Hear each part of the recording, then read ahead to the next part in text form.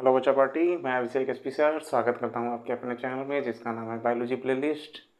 तो चलिए class 10th की हम लोग अगली टॉपिक को शुरू करते हैं जिसका नाम है ब्रीदिंग या रेस्पिरेशन, जिसमें हम लोगों को मेनली जो पढ़ना है वो मनुष्य में पढ़ना है। मनुष्य में श्वसन की क्रियाविधि, लंग्स वगैरह आएगा, ये सब चीज़ें, ठीक है।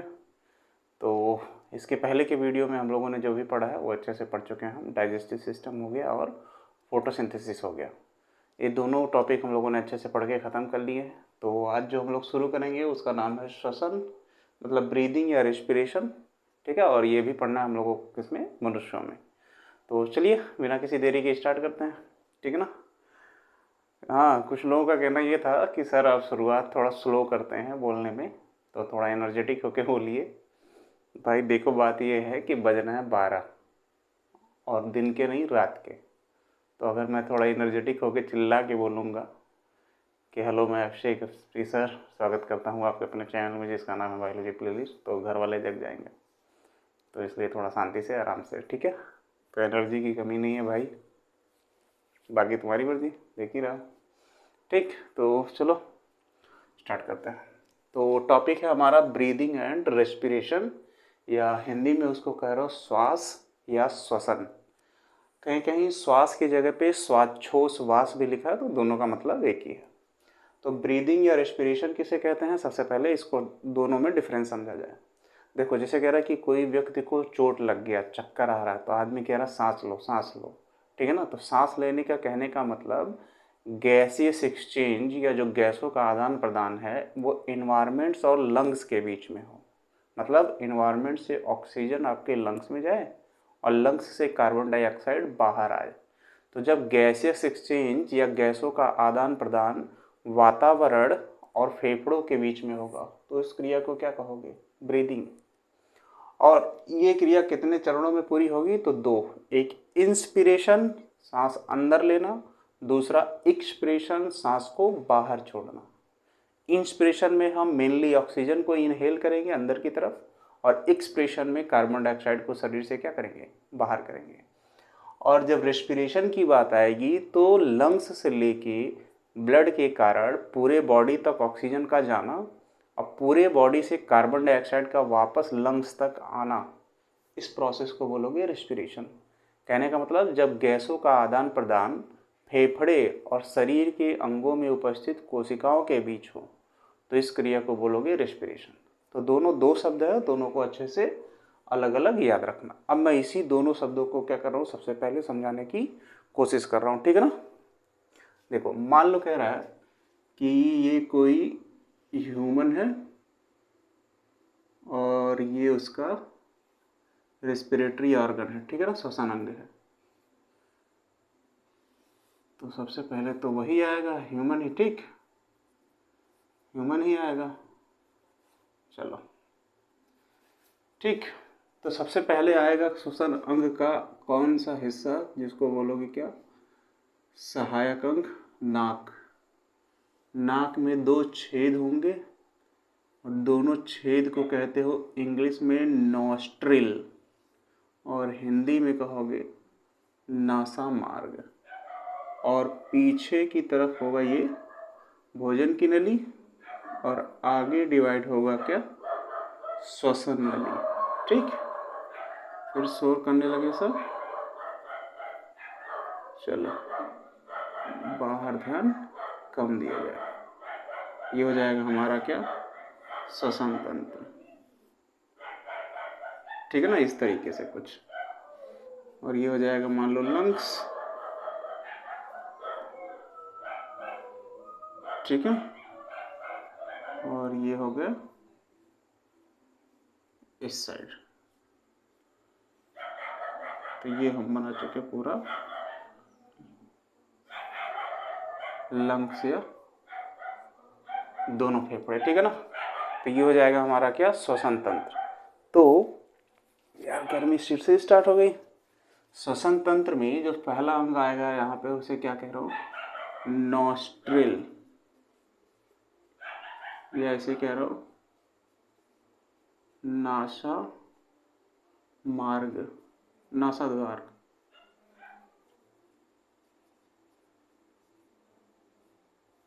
ठीक। इसको कह रहे हो नेज़ोफेरिंक्स,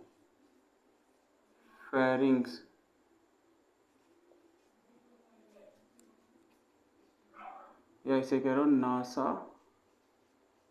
मार्ग। कटा नहीं ना? नहीं। इस हिस्से को कह रहे हो फेरिंग्स, या हिंदी में कहेंगे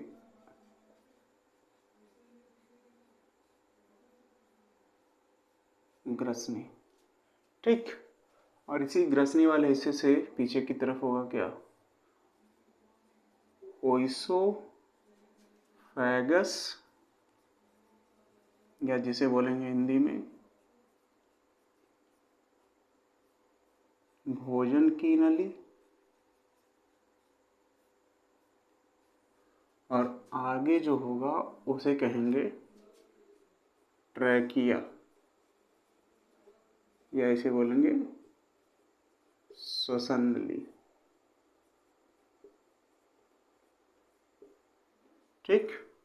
नीचे की तरफ जब ये आएगा तो ये आएगा इस हिस्से में जिसको बोलोगे हाइलम।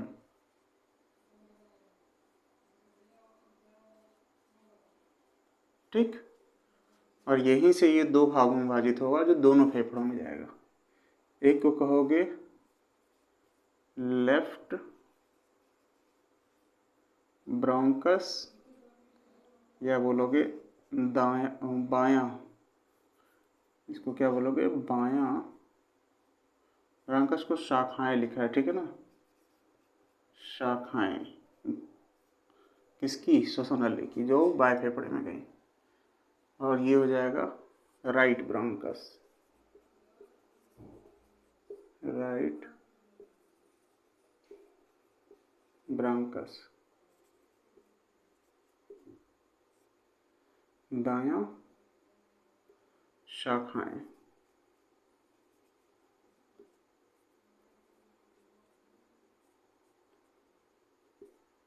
ठीक। उसके बाद तो ये दोनों हो जाएंगे क्या? लंग्स। एक हो जाएगा, इसको हिंदी में लिखोगे फेफड़े, ये भी हो जाएगा लंग्स। और इसको कहोगे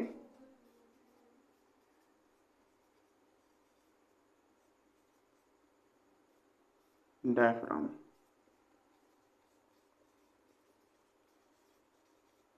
क्या कहोगे? डायफ्राम। ठीक है। तो इस तरीके से हम बनाएंगे अपना श्वसन तंत्र। अब मैं सबसे पहले इसमें समझाने की कोशिश कर रहा हूँ ब्रीदिंग। देखो, मान लो कोई व्यक्ति है, इधर तो इन्वायरमेंट होगा, ठीक, जिसको कह रहे हो क्या? वातावरण। तो वातावरण में क्या पाई जाती है? बहुत सारी क्या गैसें।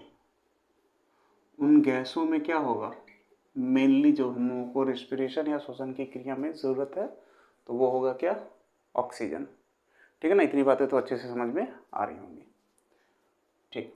देखो, सांस अंदर लेना किसके द्वारा? नॉस्ट्रिल, जो दोनों छेद है नाक में, अंदर लेने की क्रिया को कहोगे इंस्पिरेशन, या उसे कहोगे अंतः श्वसन। ठीक। और इसी के थ्रू कार्बन डाइऑक्साइड को क्या करना? बाहर निकालना। तो उस क्रिया को कहोगे एक्सपीरेशन, या हिंदी में कहोगे इसको बाह्य श्वसन। ठीक। तो एक है एक्सपीरेशन, दूसरा है इंस्पिरेशन। ठीक। पहला टॉपिक इंस्पिरेशन, दूसरा एक्सपीरेशन। तो जब कोई व्यक्ति सांस लेने की क्रिया करता है जिसमें वो क्या कर रहा है? ऑक्सीजन गैस को अंदर ले रहा है और कार्बन डाइऑक्साइड गैस को क्या कर रहा है? बाहर निकाल रहा है। तो उस क्रिया को क्या कहोगे? श्वास या ब्रीदिंग या जब गैसों का आदान प्रदान वायुमंडल तथा फेफड़ों के बीच होता है तो उस क्रिया को हम क्या कहेंगे? ब्रीदिंग या श्वासोच्छ्वास या श्वास। इसमें हो क्या रहा है कि एक व्यक्ति अंतः श्वसन या इंस्पिरेशन की क्रिया कर रहा है, जिसके कारण नॉस्ट्रिल, सबसे पहले किसमें? नॉस्ट्रिल, फिर उसके बाद किसमें? नासामार्ग, फिर उसके बाद किसमें? फेरिंग्स या ग्रसनी, फिर उसके बाद किसमें आ रहा है? ट्रैकिया में, और फिर ट्रैकिया से किसमें आ रहा है? हाइलम में, हाइलम से किसमें जा रहा है एक ही टाइम पर? लेफ्ट और राइट ब्रांकस में, जिसके कारण फिर वायु कहाँ पहुँच रही है? लंग्स या फेफड़े में। तो गैस कहाँ जा रहा है? ऑक्सीजन ऐसे क्रम से होता हुआ कहाँ पहुँच रहा है? लंग्स में। और लंग्स में क्या अधिक होगा? Carbon dioxide. तो इसी का उल्टा हो, फेफड़े से आएगा कहाँ पर?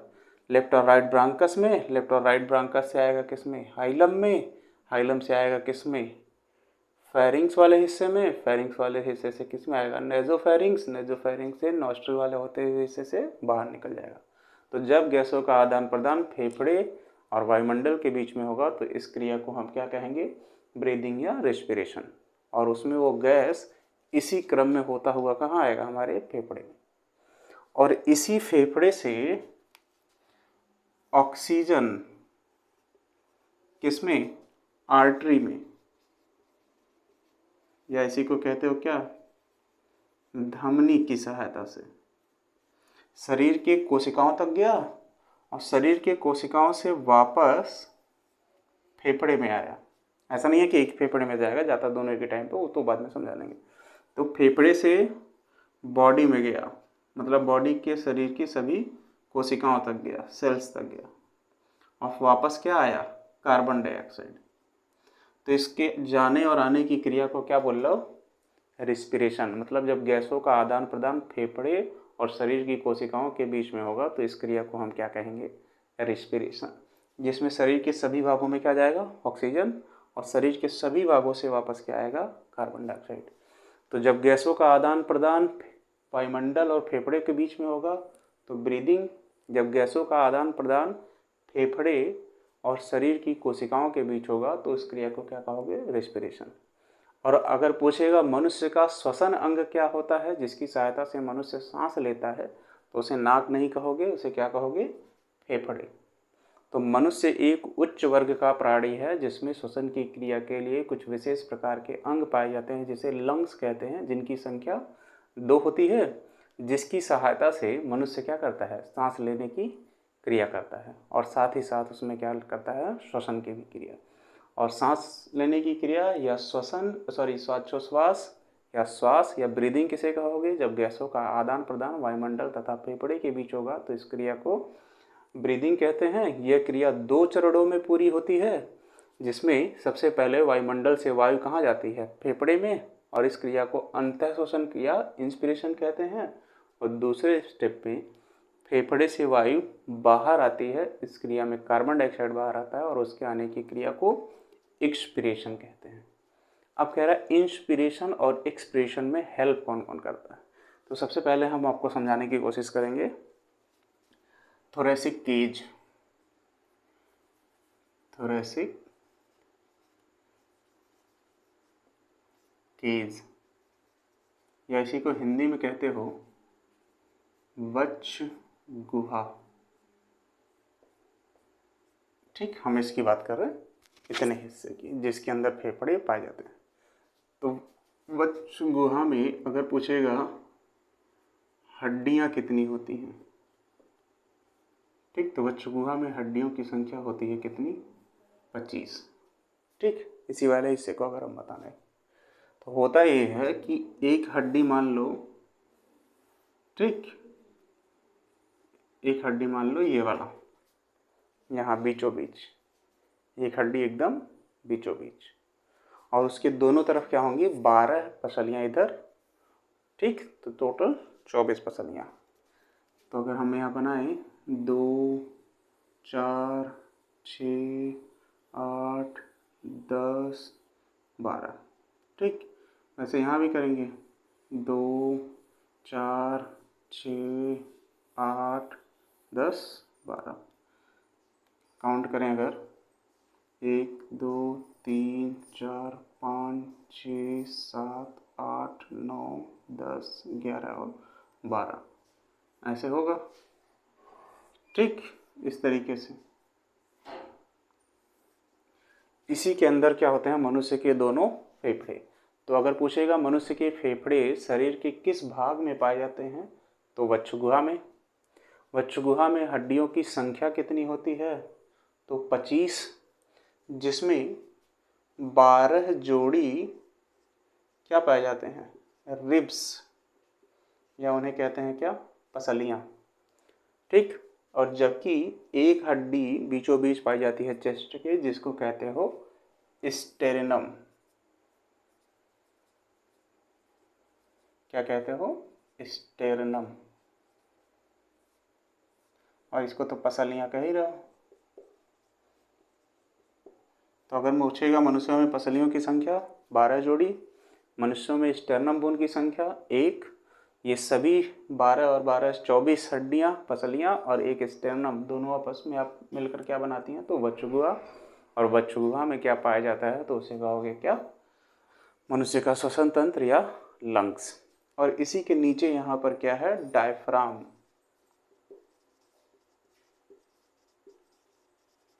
क्या है, डायफ्राम। ठीक, अब देखो, समझाने की कोशिश मैं ये कर रहा हूँ कि जब इंस्पिरेशन हो रहा था, मतलब मनुष्य सांस अंदर ले रहा था, ठीक, तो जब सांस अंदर लोगे तो आपका चेस्ट बाहर आएगा, क्योंकि मनुष्य के फेफड़े में क्या होता है, वायु जाके भरती है। तो एक फेफड़े में 3000 ml, दूसरे फेफड़े में 3000 ml। इसको तो मैं बाद में लेके आऊँगा, समझा दूंगा कैसे। ठीक, तो मनुष्य सांस अंदर जब लेता है, किस क्रिया में, ब्रीदिंग की क्रिया में, तो उस क्रिया को क्या कहते हो, इंस्पिरेशन। तो पसलियाँ क्या होती हैं, ऊपर आती हैं, ठीक है ना, ये पसलियाँ क्या होंगी, ऊपर आएंगी।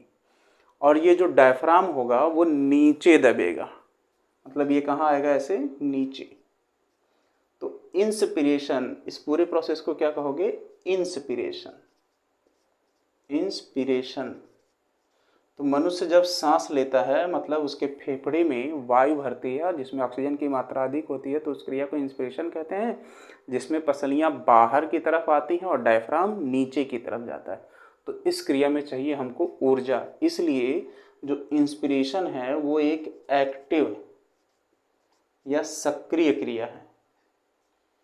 क्या लिख दिया यार, ACTIV, एक्टिव, या वो एक सक्रिय क्रिया है। ठीक, और पसलियों के बीच में कुछ मांसपेशियां पाई जाती हैं जो इंस्पिरेशन और एक्सपिरेशन में क्या करती हैं, सहायता प्रदान करती हैं। उन मांसपेशियों को हम कहते हैं इंटरकॉस्टल मसल्स। इंटर मतलब बीच में, कॉस्टल मतलब रिब्स, और मसल्स मतलब मांसपेशियां। तो रिब्स या मसल, ये पसलियों के बीच में पाए जाने वाली कोशियों को मांसपेशियों को कहते हो इंटरकॉस्टल मसल्स। तो अब एक बार फिर से, मनुष्य इंस्पिरेशन की क्रिया में वायुमंडल से वायु को फेफड़े में भरता है, जिसमें पसलियां बाहर की तरफ आती हैं और डायफ्राम नीचे की तरफ जाता है। इन सभी क्रियाओं में इंटरकॉस्टल मसल्स क्या करते हैं, सहायता प्रदान करते हैं, जिसके कारण थोरेसिक केज का आकार क्या होता है, बड़ा हो जाता है। और इस क्रिया में ऊर्जा की आवश्यकता होती है, इसलिए इसे एक्टिव या सक्रिय क्रिया कहते हैं। ठीक, अब दूसरा स्टेप क्या होगा, एक्सपिरेशन। एक्सपिरेशन में क्या होगा, फेफड़े से कार्बन डाइऑक्साइड कहाँ आएगा, वायुमंडल में। तो जब कोई चीज़ तनकर नीचे हुई है, फ्लैट हो गई है, तो वो पुरानी अवस्था में तो अपने आएगी ही। ठीक, और जब कोई चीज़ तन कर नीचे गई है तो पुरानी अवस्था में आने के लिए हमको बाहर से एनर्जी देने की ज़रूरत नहीं है। तो जब एक्सपिरेशन की क्रिया होगी तो जो डायफ्राम तनकर सीधा हो गया था, अब वो फिर से कहाँ जाएगा, अपनी पुरानी अवस्था में, जिसके कारण ये पुश करेगा, क्या करेगा, धक्का देगा, किसको, फेफड़े को, कहाँ से, नीचे की तरफ से। तो जब नीचे की तरफ से धक्का देगा तो उसमें बाहर से एनर्जी की आवश्यकता नहीं है। ठीक, इसलिए जो एक्सपिरेशन है वो एक पैसिव क्रिया है, या उस कौन सी है, निष्क्रिय क्रिया है, जिसमें ऊर्जा की आवश्यकता नहीं होती। और इंटरकॉस्टल मसल्स कॉन्ट्रैक्ट होंगे, जिसके कारण रिब्स क्या हो जाएगा, नीचे दबेगा, तो नीचे दबने के कारण फेफड़े से वायु क्या हो जाएगी, बाहर निकलेगी। तो सीधे सीधे ब्रीदिंग किसे कहोगे, जब गैसों का आदान प्रदान फेफड़े तथा क्या किसके बीच में, वायुमंडल के बीच में होगा, तो इस क्रिया को हम क्या कहेंगे, ब्रीदिंग या रेस्पिरेशन। ये क्रिया 2 चरणों में पूरी होती है, जिसे इंस्पिरेशन तथा एक्सपिरेशन कहते हैं। इंस्पिरेशन या अंतः शोषण की क्रिया में वातावरण से गैसें होती हैं जिनमें ऑक्सीजन होता है, वो कहाँ पर जाती है, फेफड़े में, और फेफड़े से कार्बन डाइऑक्साइड जब बाहर आता है तो उस क्रिया को एक्सपिरेशन कहते हैं। जो इंस्पिरेशन होता है वो एक सक्रिय क्रिया होती है जिसके लिए हमें ऊर्जा की आवश्यकता होती है, जिसमें इंटरकॉस्टल मसल्स क्या करते हैं, सहायता प्रदान करते हैं, और डायफ्राम नीचे की तरफ पुश होता है और पसलियाँ बाहर की तरफ। जबकि एक्सपिरेशन की क्रिया में क्या होता है, डायफ्राम पूरा अपनी पुरानी अवस्था में आता है और इंटरकॉस्टल मसल्स में कॉन्ट्रैक्शन या सिकुड़ने की क्रिया होती है, जिसके कारण फेफड़े से कार्बन डाइऑक्साइड क्या होता है, बाहर निकलता है, और ये एक निष्क्रिय क्रिया है। अब आता हूँ मैं श्वसन वाले पे, ठीक है ना। उसके लिए हम इसको थोड़ा सा पहले मिटा ले रहे हैं, ठीक है ना, और लंग्स को समझने की कोशिश करेंगे। देखो अब मैं इसको इतना हटा रहा हूँ, स्क्रीनशॉट ले ही लिए होंगे, ठीक है ना, ठीक। चलो ये हो गया खत्म, इसको भी हटा ही देते हैं, ज़्यादा काम नहीं है। आराम से धीरे धीरे इसीलिए समझा रहा हूँ, ठीक है ना, समझ में आ भी जाएगा, ठीक। देखो अब श्वसन जब भी कहोगे तो श्वसन की क्रिया में हमेशा गैसों का आदान प्रदान कहाँ होगा, श्वसन की क्रिया में हमेशा गैसों का आदान प्रदान कहाँ होगा, फेफड़े और शरीर की कोशिकाओं तक, और कोशिकाओं से कार्बन डाइऑक्साइड कहाँ आया, फेफड़े तक। तो जब गैसों का आदान प्रदान कहाँ होगा, फेफड़े और शरीर की कोशिकाओं के बीच, तो इस क्रिया को हम क्या बोलेंगे, श्वसन। जिसमें मनुष्यों का श्वसन अंग क्या हो गया, फेफड़े। और मनुष्यों के श्वसन अंग में जो पहला अंग पाया जाएगा सहायक, उस अंग को बोलोगे क्या, नॉस्ट्रिल, या उसे क्या कहोगे, नासाद्वार, जिसमें 2 छिद्र पाए जाते हैं। तो जब भी वायु सबसे पहले आएगी उसे क्या कहोगे, नॉस्ट्रिल या नासाद्वार। हमारे नॉस्ट्रिल में पाया जाता है mucus membrane, mucus membrane, mucus membrane, ठीक, जिसको कहते हो क्या, श्लेष्मिका, जिससे रिलीज होता है, या म्यूकस रिलीज होता है, श्लेष्मिका, ठीक है ना। अब ये चिपचिपा तरल पदार्थ होता है, तो जैसे इतने टाइम गर्मी पड़ रही है तो गर्मी के टाइम पे वायुमंडल क्या हो जाएगा, गर्म हो जाएगा, और वायु भी उसमें की क्या हो जाएगी, गर्म हो जाएगी। तो जब तुम सांस लोगे तो गर्म वायु कहाँ जाएगी, तुम्हारे नाक में। तो ये चिपचिपा होता है जिसमें जल की मात्रा पाई जाती है, तो गर्म वायु को क्या करती है, ठंडी करती है, जिसके कारण गर्म वायु हमारे फेफड़े तक नहीं पहुँचती है। दूसरा, हमारे नाक में छोटे छोटे हेयर फॉलिकल पाए जाते हैं, तो उसमें श्वसन की क्रिया में वो भी चिपचिपा जब होता है, जो धूल के कण वायुमंडल से हमारे नाक में जा रहे हैं वो हमारे लंग्स तक ना जाएं, उसी नाक में क्या होते हैं, चिपक जाते हैं, किसके कारण, श्लेष्मा के कारण। तो हमारे नॉस्ट्रिल में 2 छिद्र होते हैं, ठीक, नाक में, जिन्हें नॉस्ट्रिल कहते हो, जिसमें म्यूकस मेम्ब्रेन पाया जाता है, जिससे श्लेष्मिका या म्यूकस स्रावित होता है। यह गर्म वायु को क्या करती है, ठंडी करती है, और धूल के कणों को फेफड़े में जाने से रोकती है। अब ये नासा द्वार जाके खुलेगा किसमें, नॉस्ट्रिल में, और नॉस्ट्रिल आके खुलेगा कहाँ पर, फेरिंग्स में। यहाँ और भी जानकारियाँ हैं पर 11th में वो बहुत डिटेल में है, 10th में उतना डिटेल में नहीं पढ़ना है, ठीक है ना। और जो ये मुख वाला हिस्सा है ये भी जाके खुलेगा कहाँ पर, यहाँ पे। तो जो श्वसन नली है यहाँ पर नॉस्ट्रिल, नेजोफेरिंग्स, और ये मुख की नली ओरोफेरिंग्स या मुख ग्रसनी, दोनों आपस में जाकर जहाँ मिलती हैं तो उस क्रिया को क्या अंग को क्या कह रहे हो, ग्रसनी। मतलब नाक वाली नली और मुख वाली नली दोनों एक जगह जहाँ जाके मिलती होंगी उस नली को क्या कहते हो, फेरिंग्स। और यही फेरिंग्स से ये 2 भागों में क्या होती है, विभाजित होती है। तो एक पीछे की तरफ जो होगा उसे कहोगे ओइसोफेगस या भोजन की नली, जिससे हमारा कोई काम नहीं है, और जो आगे की तरफ है उसे क्या कहोगे, ट्रैकिया या श्वसन नली। और इसी के बीच में एक संरचना पाई जाएगी जिसे कहोगे इपीग्लॉटिस, ग्लॉटिस।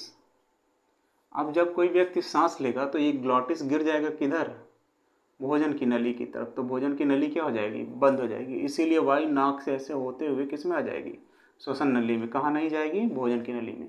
तो एपिग्लॉटिस हेल्प करता है किसमें, श्वसन में। और जो भोजन की नली का खुला हुआ भाग है उसे कहते हो गलेट, जबकि श्वसन नली का जो खुला हुआ भाग है उसे कहते हो ग्लॉटिस।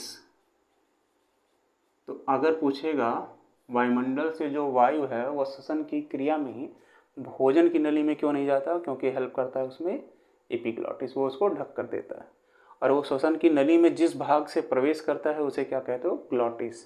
और इसी ग्लॉटिस से जो सबसे पहली संरचना यहाँ जुड़ी होती है उस संरचना को कहते हो क्या, लैरिंग्स।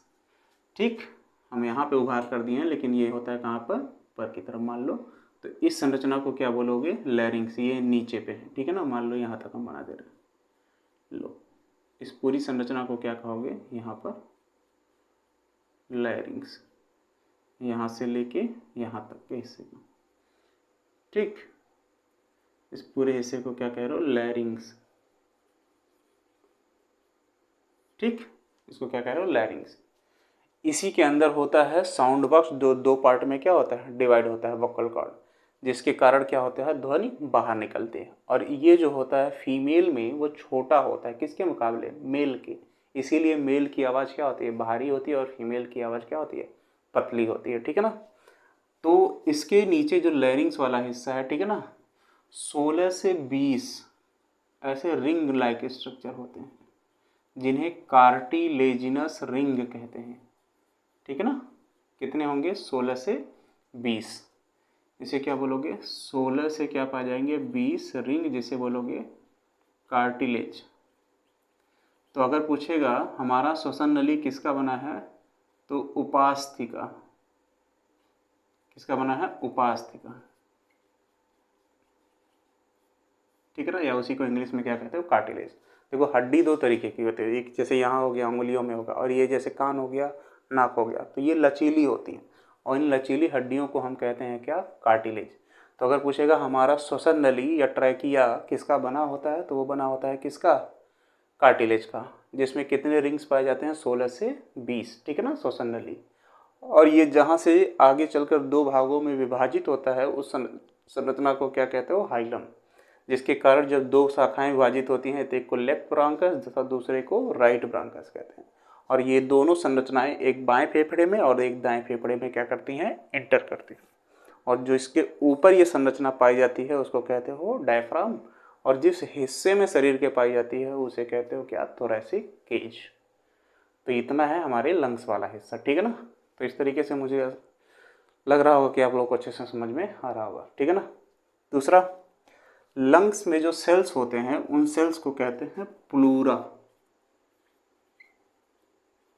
ठीक, इसलिए लंग्स की स्टडी कहलाती है प्लूरोलॉजी।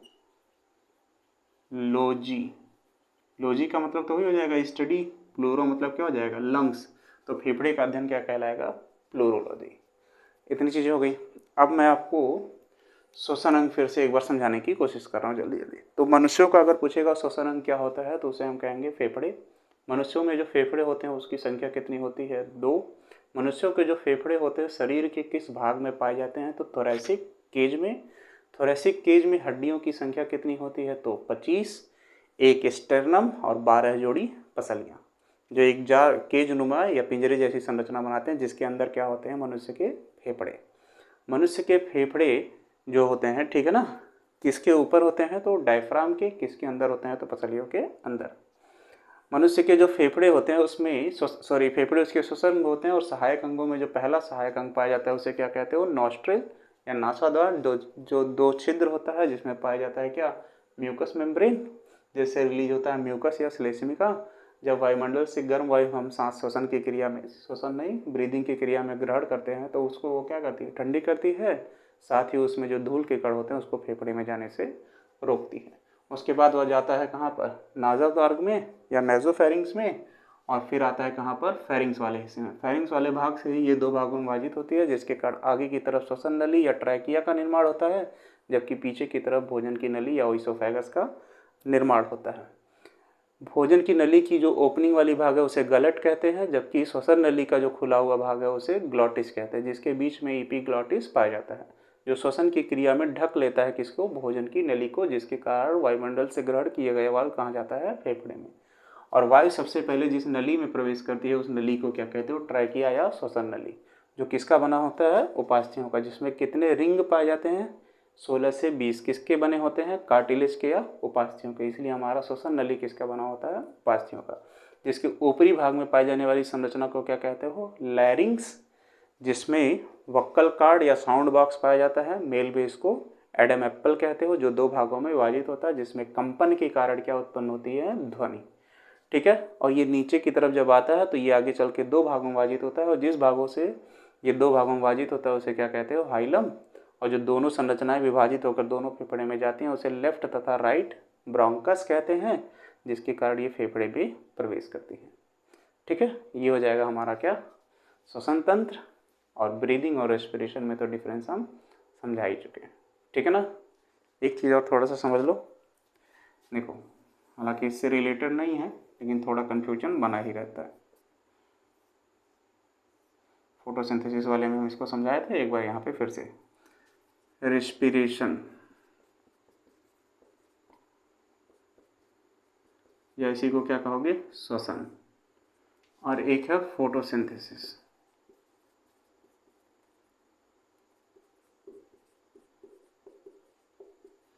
फोटो SYNTHESIS, फोटोसिंथेसिस या प्रकाश संश्लेषण। रेस्पिरेशन की क्रिया में जितने भी प्लांट हैं और एनिमल हैं, सभी जंतु ऑक्सीजन गैस ग्रहण करते हैं, कार्बन डाइऑक्साइड गैस बाहर निकाल करते हैं। और इस कार्बन डाइऑक्साइड को जितने भी प्लांट हैं वो ग्रहण करते हैं और प्रकाश संश्लेषण की क्रिया के द्वारा भोजन और ऑक्सीजन बनाते हैं। तो देखो, कन्फ्यूजन बना रहता है कि सभी पौधे तथा जंतु श्वसन की क्रिया में कौन सी गैस ग्रहण करते हैं। तो सभी पौधे और जंतु श्वसन की क्रिया में कौन सी गैस ग्रहण करेंगे, ऑक्सीजन। कौन सी गैस रिलीज करेंगे, कार्बन डाइऑक्साइड। पर अक्सर मिथ बन गया है लोगों का कि पौधे कार्बन डाइऑक्साइड गैस ग्रहण करते हैं, जो कि बात पूरी तरीके से सही है। बस फर्क सिर्फ इतना है कि पौधे जब कार्बन डाइऑक्साइड गैस ग्रहण करते हैं तो उस क्रिया को रेस्पिरेशन नहीं कहते, फोटोसिंथेसिस या प्रकाश संश्लेषण कहते हैं। तो चाहे पौधा हो या जंतु, दोनों श्वसन की क्रिया में कौन सी गैस ग्रहण करेंगे, ऑक्सीजन, और दोनों क्या रिलीज करेंगे, कार्बन डाइऑक्साइड। ठीक है ना। पर उस कार्बन डाइऑक्साइड को पौधे केवल ग्रहण करेंगे, पर वो क्रिया श्वसन नहीं कहलाएगी, फोटोसिंथेसिस कहलाएगी। तो चलो, अब लंग्स का इंटरनल स्ट्रक्चर और श्वसन की क्रिया विधि को अगले लेक्चर में देखेंगे। तब तक के लिए बाय, फिर मिलेंगे। ठीक है।